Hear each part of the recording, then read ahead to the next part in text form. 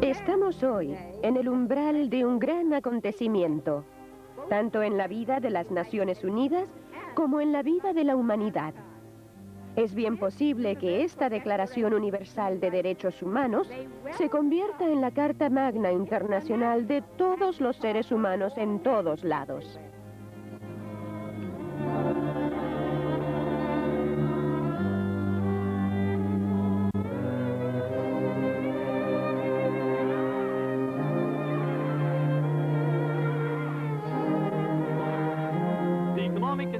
El 16 de febrero de 1946, el Consejo Económico y Social creó una Comisión de Derechos Humanos.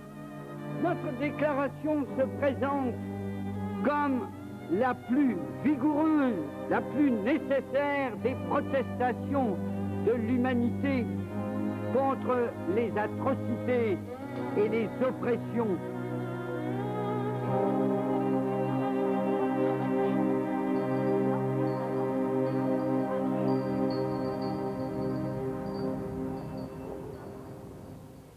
I'm Harrison Ford. I live in the United States, but I'm a citizen of the world as well. Here at the United Nations 50 years ago, a dedicated group of men and women created an unprecedented document, the Universal Declaration of Human Rights.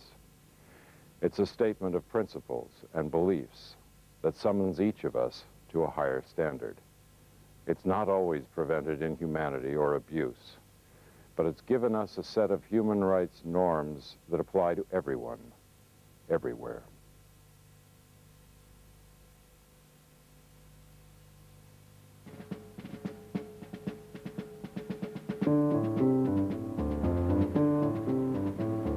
La Alemania nazi en la década de los 30.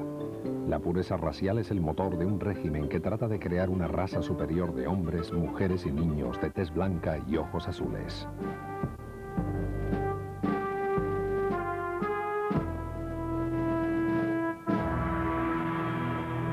Aquellos que no son de raza pura son marcados para la extinción. Su vida no vale nada.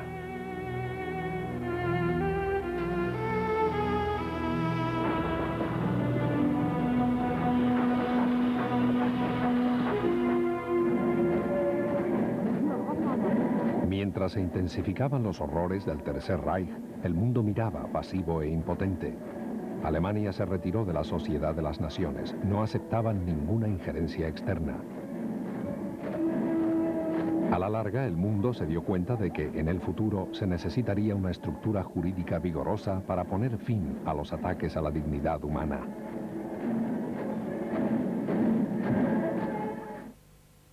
El jurista francés René Cassin estaba decidido a que el terror nazi nunca volviera a ocurrir.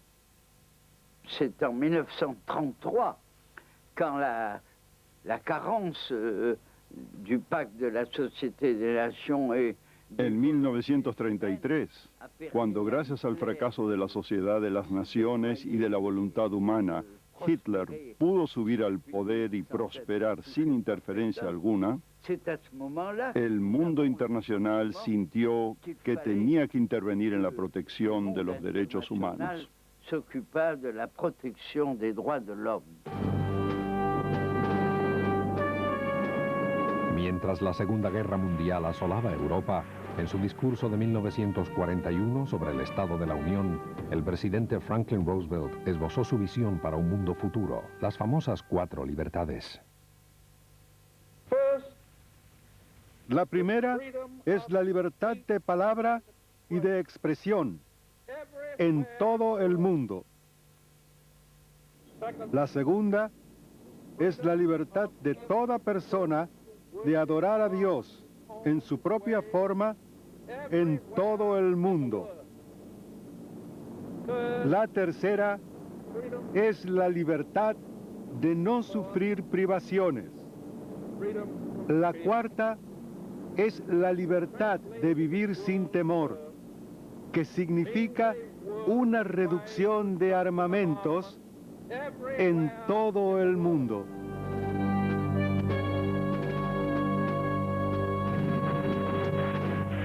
Abril de 1945, la Segunda Guerra Mundial tocaba a su fin. Europa, el ejército alemán se desintegró y Adolf Hitler murió por su propia mano. Había terminado una de las más horrendas pesadillas de la historia.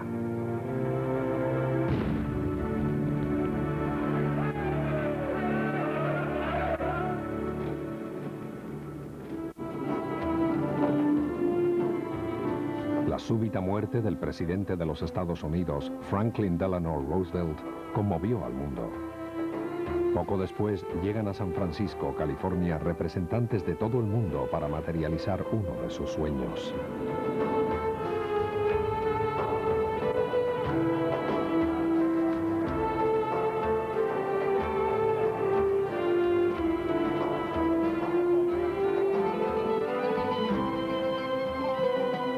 La demanda de dignidad para todos, en todos lados, se plasmó en dos palabras, sencillas y elocuentes: derechos humanos.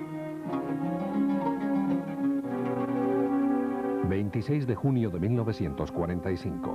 Los delegados en San Francisco aprobaron la Carta de las Naciones Unidas. Los derechos humanos se mencionaban 7 veces. Además, la Carta creaba una Comisión de Derechos Humanos, importante paso para asegurar la protección de las libertades individuales en el mundo de posguerra.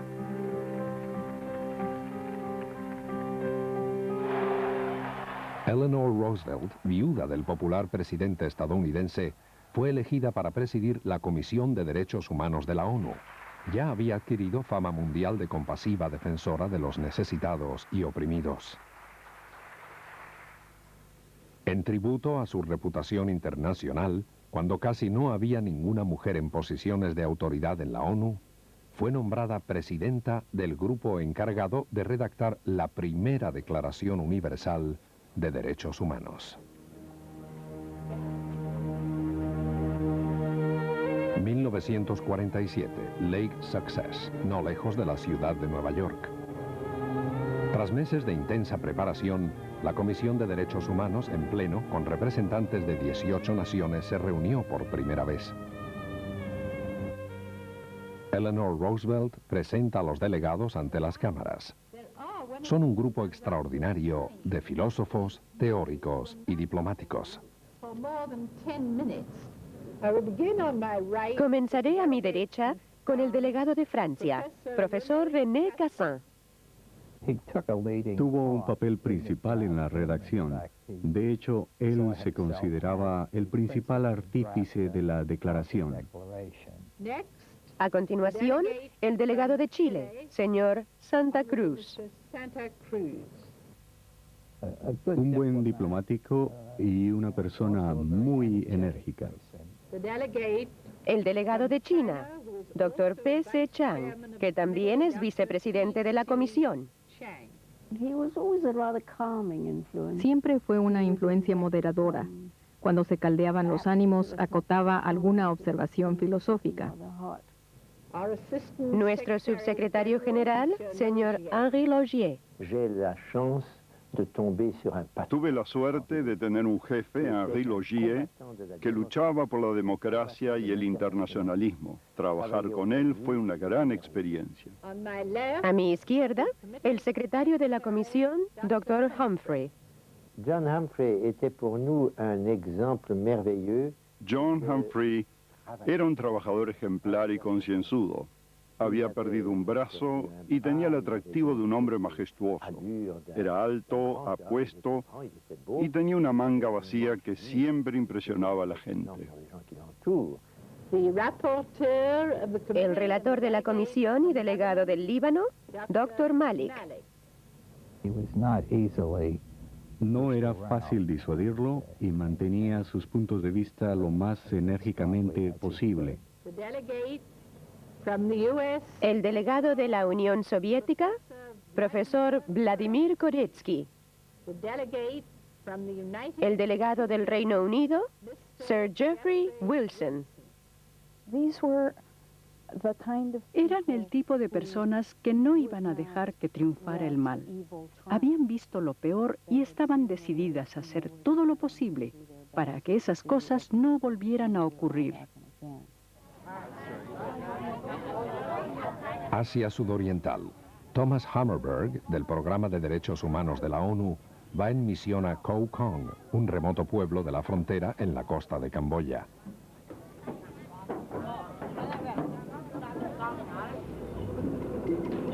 Tratará de liberar a 2 mujeres jóvenes, detenidas ilegalmente durante varias semanas.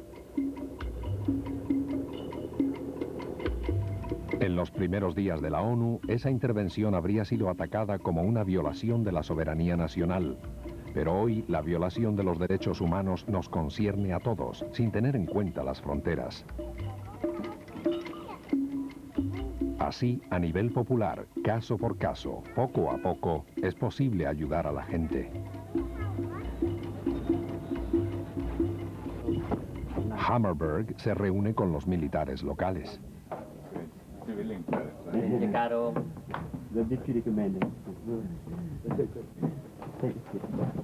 En el cuartel traen a una de las jóvenes a la mesa de negociación. Si ustedes van y piden a la gente que venga aquí para hablar, eso debe considerarse un arresto y, pregunto, según las leyes de Camboya, ¿tiene una institución militar de este tipo derecho a hacer arrestos? Según yo la interpreto, la Constitución de Camboya no permite que los militares efectúen arrestos.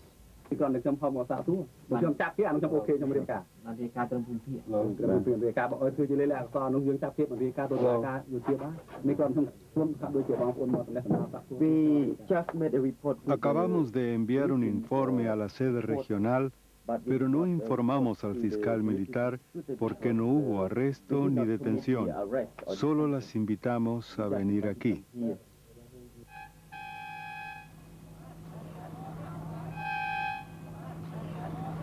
Las 2 mujeres declararon que habían sufrido abusos sexuales a manos de sus carceleros. Gracias a la autoridad moral de la ONU y respaldado por la indignación internacional, Hammarberg logra que las liberen.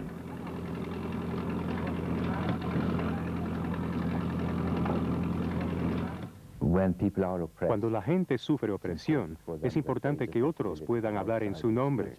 Esa es la idea de las normas internacionales de derechos humanos. En 1947, las normas que hoy respetamos todavía eran motivo de enconados debates.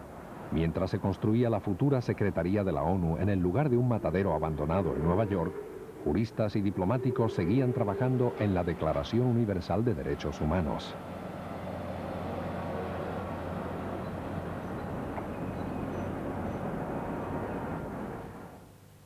Un profesor de Derecho del Canadá, John Humphrey, fue el encargado de reunir todos los documentos de derechos humanos que pudiera encontrar.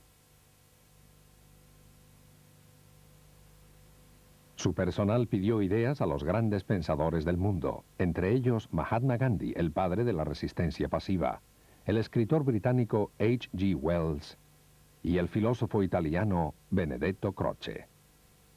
Humphrey did a marvelous job of assembling and systematizing. Humphrey hizo un trabajo extraordinario al reunir y sistematizar gran cantidad de material, pero fue Kazan el que transformó todo eso en un documento orgánico y coherente, con una estructura, con temas y principios vinculados entre sí. Así que cada uno de ellos podía decir que había sido el autor. A partir de las primeras palabras del preámbulo del proyecto de declaración, se examinó cada sílaba. En el primer artículo, inspirado en la Declaración de Independencia de los Estados Unidos, se declaraba que todos los hombres son creados iguales. La señora Hansa Mehta, de la India, objetó enérgicamente. Consideraba que una declaración que dijera todos los hombres se tomaría demasiado literalmente.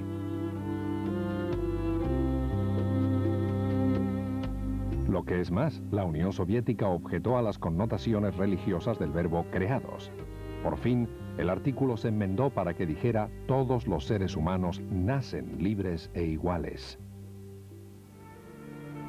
Durante los interminables debates, se aceptaron con facilidad